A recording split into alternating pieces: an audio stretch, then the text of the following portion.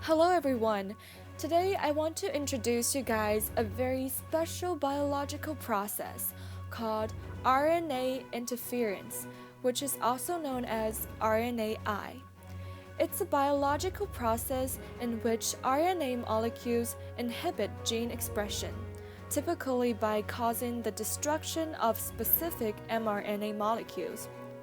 In other words, RNA interference is a natural process that cells use to turn off or silence unwanted or harmful genes. RNAi is now known as precise, efficient, stable, and better than antisense technology for gene suppression.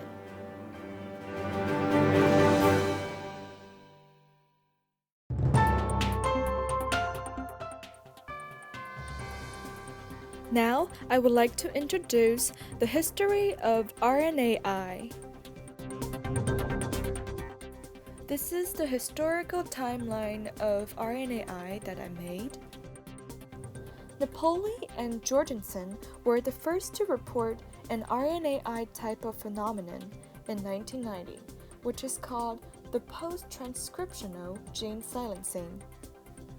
In 1992, Romano and Massino reported a similar phenomenon in Neurospora chrysa, noting that introduction of homologous RNA sequences caused quelling of the endogenous gene.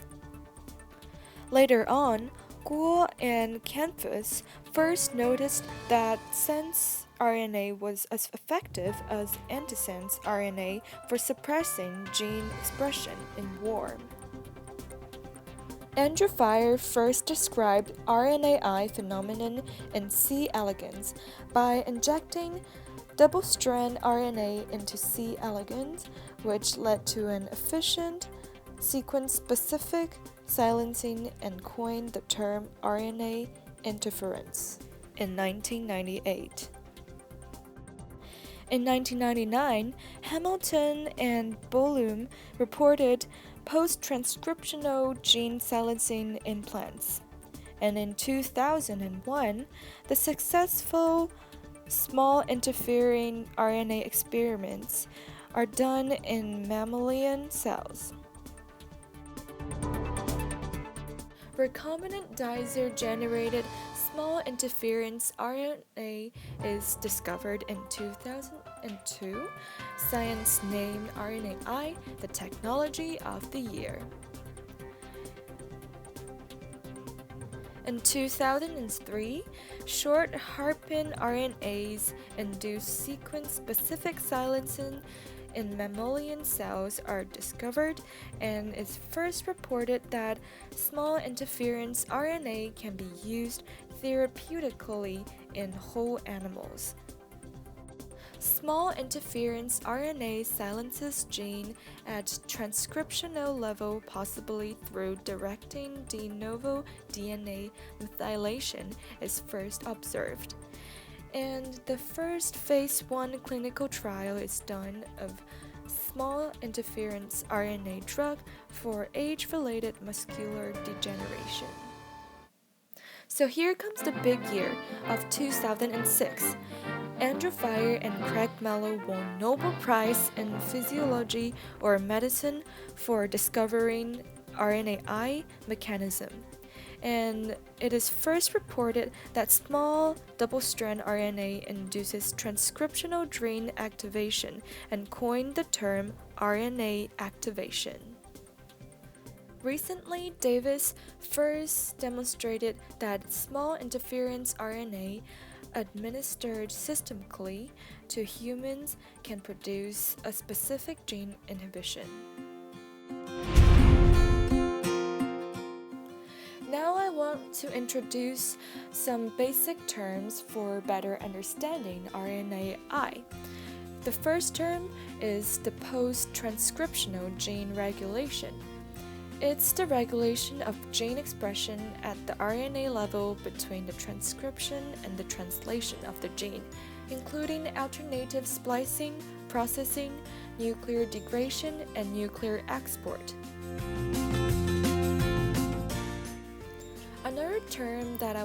introduce is gene silencing. This is a very novel gene regulatory mechanism that limits the transcript level by either suppressing transcription, which is known as transcriptional gene silencing, or by activation, the post-transcriptional gene silencing. Dicer has a very important role in the process of RNA interference. This enzyme has an ability to digest double-strand RNA into uniformly sized small RNAs. It contains 4 distinct domains, which are the amino terminal helicase domain, dual RNase 3 motifs, a double-strand RNA binding domain, and a PAZ domain. Another important component of this whole process are the small I would like to interfering introduce RNA, the history which are of formed and RNAi. accumulated as double-stranded RNA molecules of defined chemical structures. They are first detected in plants. Specifically, each strand of small interference RNA has 5' phosphate and 3' hydroxyl termini and 2 to 3 nucleotide 3' overhands. Small interference RNAs could act as guide RNAs for cognate mRNA degradation. RNA-induced silencing complex is also a very important component in this whole process. It is a ribonucleoprotein that incorporates one strand of a double-stranded RNA fragment, such as small interfering RNA or microRNA. It has the function of to locate target RNAs, which has been co-opted by evolution to generate a broad spectrum of gene silencing pathways.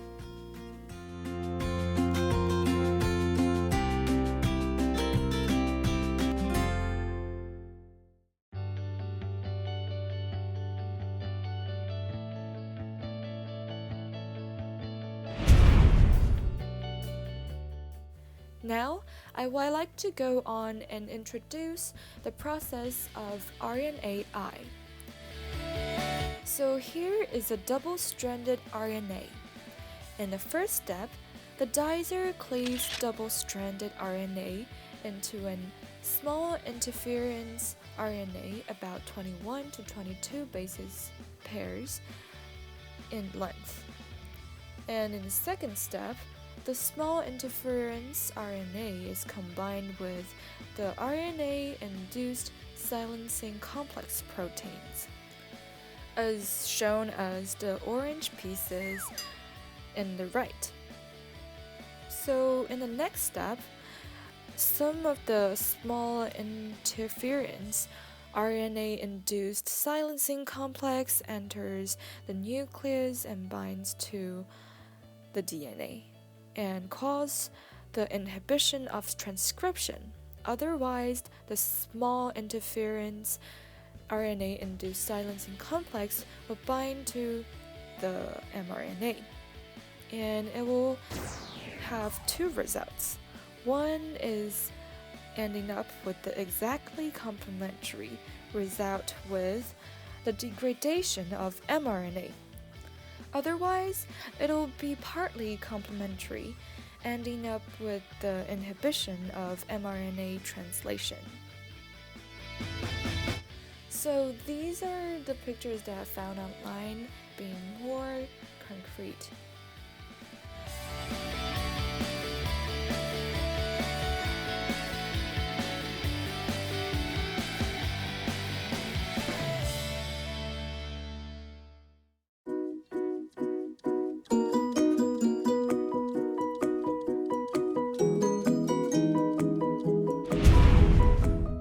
Finally, I want to talk about the application of RNAi in cancer therapy. RNA interference is a process used in medical therapy to treat cancer.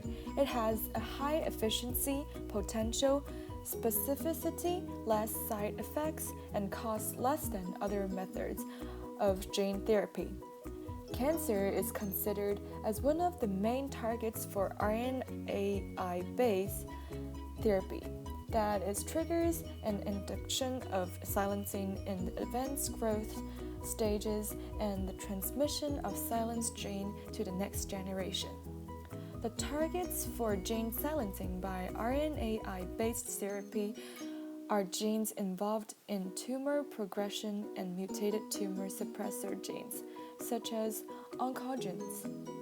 One of the major advantages of the application of RNAi in cancer therapy is that it offers suitable personalized drugs for specific patients, which should be more effective than other drugs in the controlling and growth of tumor. Another advantage of RNAi therapy in cancer is that it is able to target multiple genes of various cellular pathways of the tumor progression. The ability of multiple genes inhibition is an effective way for cancer therapy while also inducing the possibility of multiple drugs resistance caused by the overintake of chemical drugs. RNAi-based drugs are being investigated with clinical trials for the further application of the RNAi therapy for cancer. According to Ontario Institute for Cancer Research, RNAi displays a crucial role in understanding the malfunction of normal cellular process and what a gene does by suppressing its function. Dr. Jason Moffat claimed that RNAi has applications in a wide range of diseases, and he decides to focus on cancer. RNAi screens can uncover a lot of new information about the genes required to maintain and regulate chromatin. Rapidly explored of a variety of cancer models can be achieved by using RNAi. In conclusion, RNAi made a tremendous contribution to the cancer therapy. The evidence from these studies indicates that RNAi application for targeting functional carcinogenic molecules, tumor resistance to chemotherapy, and radiotherapy is required in today's cancer treatment.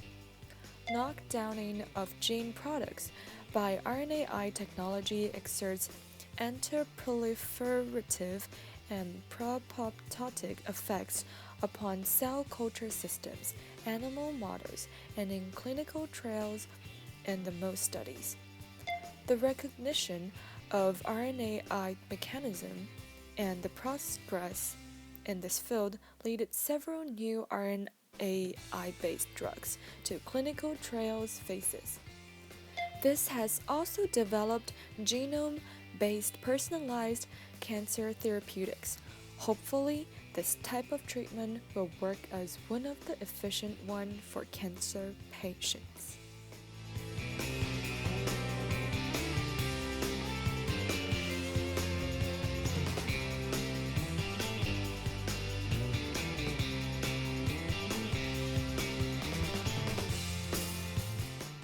Thank you all for listening.